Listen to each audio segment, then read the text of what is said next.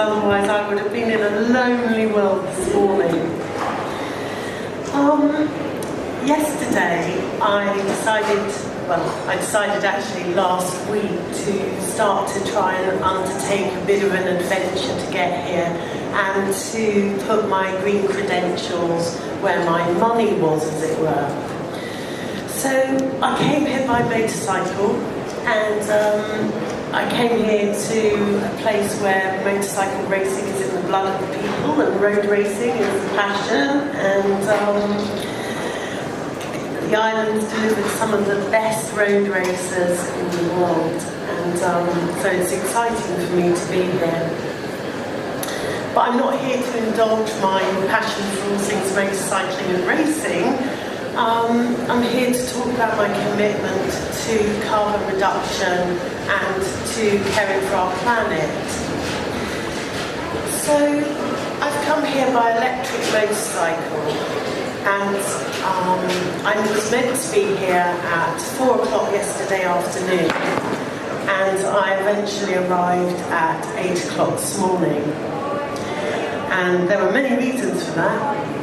No electrical charging points in Wales, midnight stops in hotels in Betsy Code, and an absolute dash on 0% battery charge to the ferry last night, coupled with a thankful asset that I had my international adapter in my bag and was eventually able to charge on the ferry.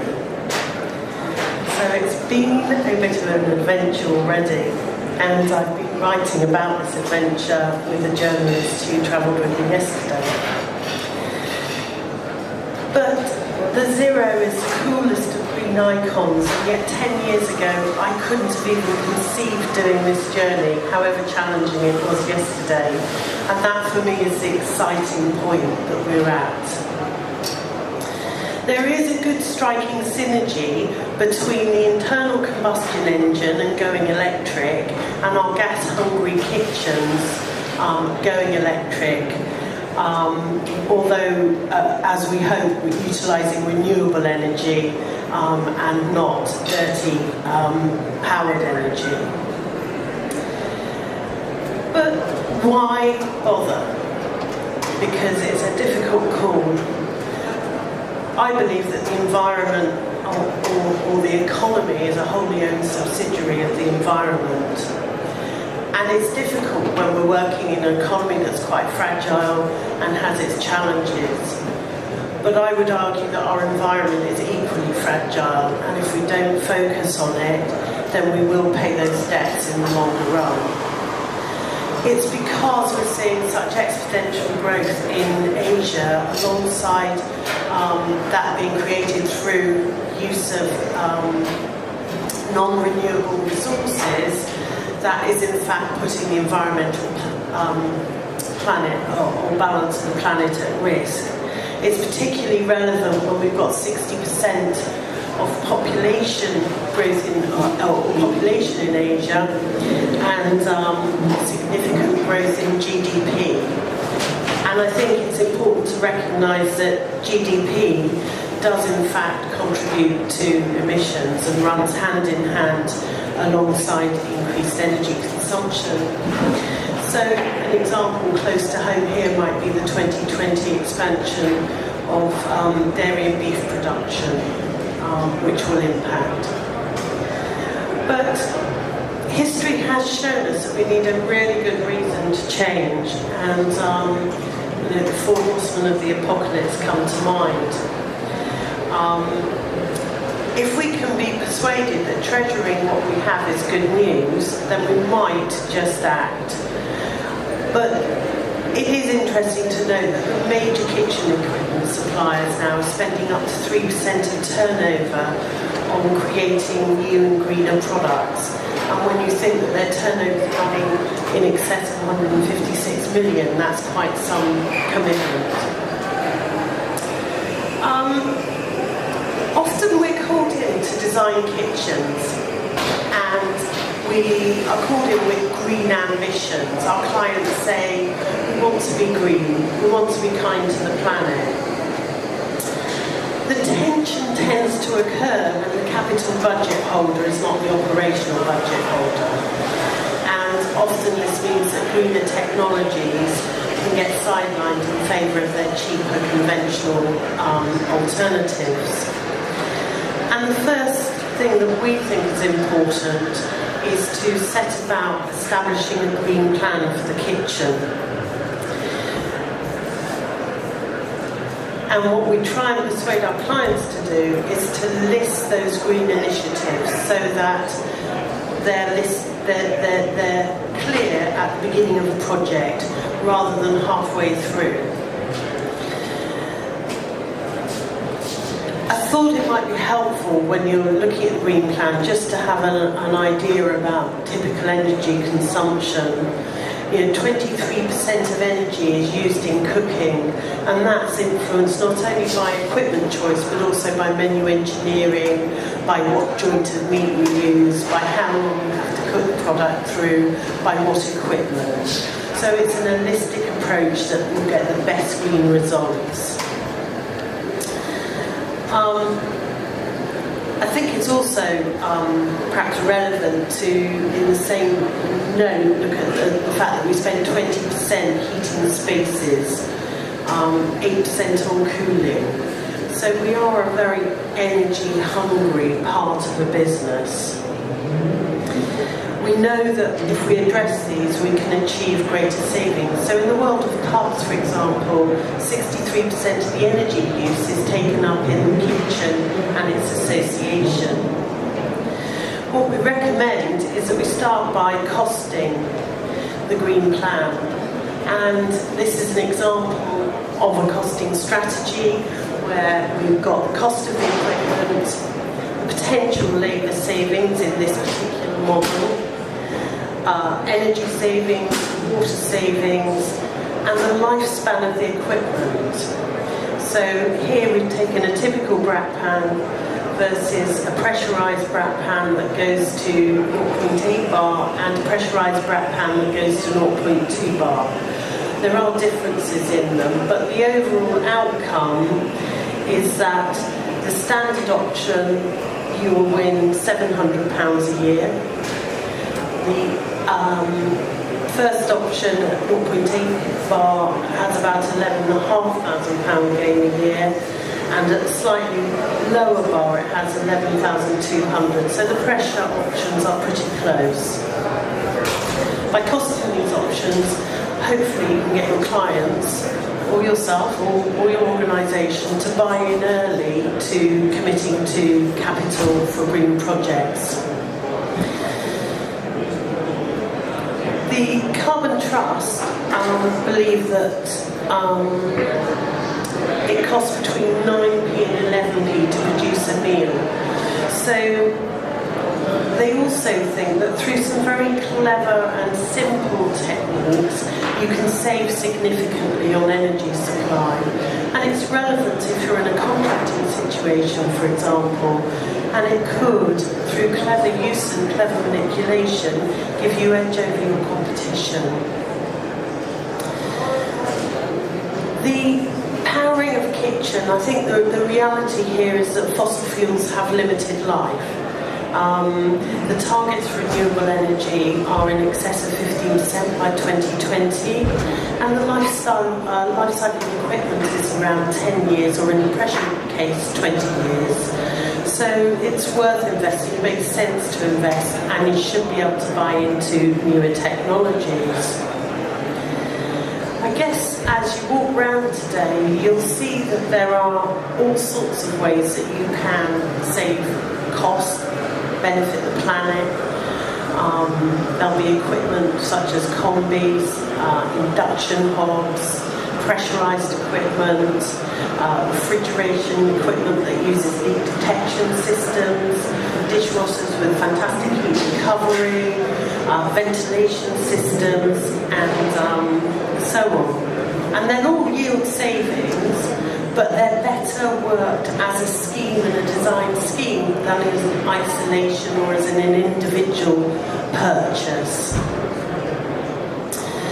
So I thought what I would do for one moment is just share with you one of our case studies. This is a school, and I've chosen a school particularly because I think it's a tough ask for a school to invest heavily in kitchen equipment, and it's a tough ask for them then to go green. So, this is Halliford School, and this school is delivering 400 lunches in under an hour in 25 square metres. And it's been designed so that it has three pieces of state-of-the-art equipment. It's completely electrical, and it works. It's storage to one side and its dishwasher to the other, and has a completely theatre kitchen. In the middle is a preparation bench, and that preparation bench changes its life throughout the cycle of the day.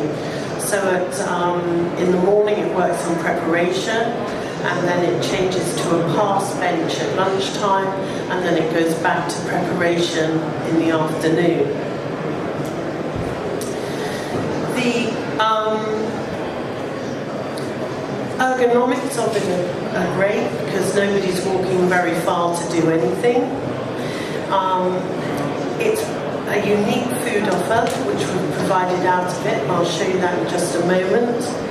And we've improved yield, improved nutritional content, and reduced the labour by 30% on the conventional kitchen that was, reduced the energy costs by 20%, and increase the yield by around 15%. And this gives you a feel of it. It's a boys' school just outside London, and all of the food is plated, it's all bistro style, it's very restaurant orientated. And in the first picture you can see the view down through the kitchen. This is the theatre kitchen coming to life, and you can see just beyond that on the right hand side the pass bench that transforms its life. The style of food is very modern, fresh and healthy, and it's all plated just for the child. So there's no bulk service of dishes, everything comes to the pass, and the interface that the child has is with the chef, and that's essential. The most expensive, the most valuable commodity in terms of our kitchen brigade, and we wanted to improve and to increase and to have that interface and that belief in the food. The menu comprises of a version of fairly simple offer but very focused and changing every day. So certainly soup, a couple of main courses, generally some composite salads and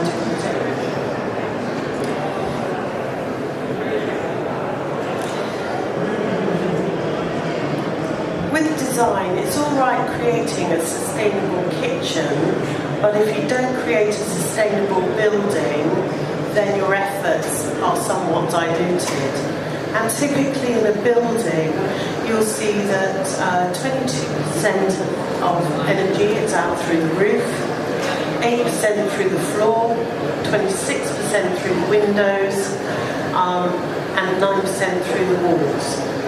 Ventilation and air infiltration are legal requirements, and an upgraded requirement in a gas environment is up to 35% of energy loss. So it's worth getting the building fabric right, and again it's sometimes a poor relation to the immediate need of getting the kitchen operational and refurbished. I think it's also worth putting those building savings in as part of your potential savings plan, because by justifying the savings in the wider context, it may be that you can actually justify your capital expenditure into your kitchens. So what will the kitchen of the future look like? Back we go. Well, in serving 400 meals would have been about 225 metres square. And it would have had very segregated rooms running down the side of it and a large central cooking area. So if we take our case study of Halliford, which is just 25 metres square, that's 10% of that Victorian kitchen. Quite a difference. And yet many operations are still running in the footprint of their original Victorian or Edwardian kitchens. So it's a small footprint in our sustainable kitchen of the future, but a large output. Its versatility of cooking equipment, which allows you to cook several elements using the same energy. And an example of that would be Rationale's new combination ovens, which allow you to multi-layer your cooking through the cabinet. I think also a look towards using recycled products for the areas you can use recycled products in. So there are some great counter solutions now which use tops from materials which have been recycled. We think our kitchen of the future will have a much more watchful eye on waste.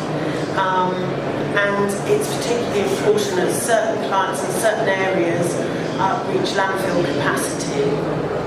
And indeed we've got examples, for example in Guernsey, where waste is now being shipped off the island because it has reached landfill capacity. So food waste enzyme systems, water purification systems will all form part of our future kitchen. Powering is key. Renewable wind, solar and hydro power will be a feature of the next generation of kitchens. But as important will be the measuring and monitoring, and we believe that we will move increasingly to consumption metering units on equipment.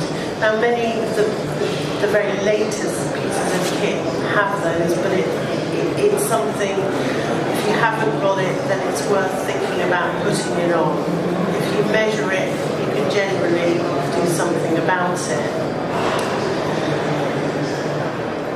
Designing in the future, it'll be about, I guess, choosing the most efficient equipment available to maximise your returns. We do believe that it will be a much smaller kitchen. And again, that will be influenced quite strongly on external environmental factors such as labour costs.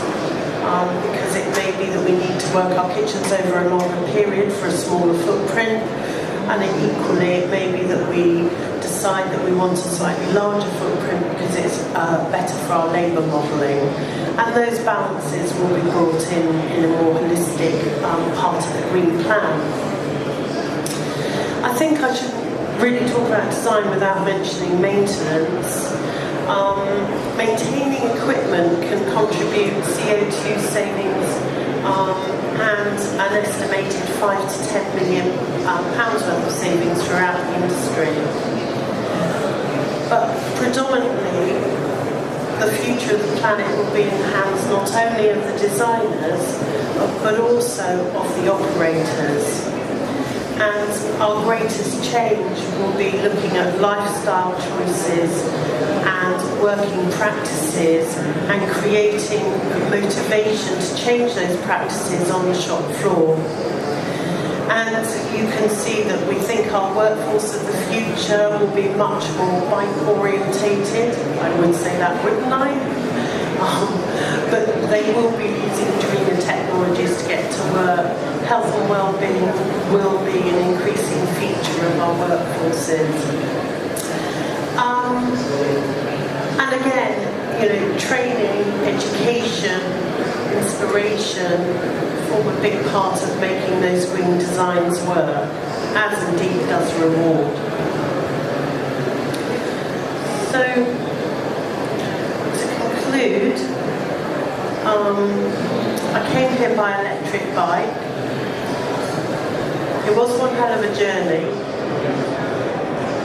but 30 years ago we would have only ever cooked in gas in our kitchens, and the thought of cooking on electric would have been just completely not where our chefs and where our industry wanted to be. And yet that has changed, and I believe that the future will be an invested future, and a future that we all take part in terms of keeping this planet safe. So thank you very much.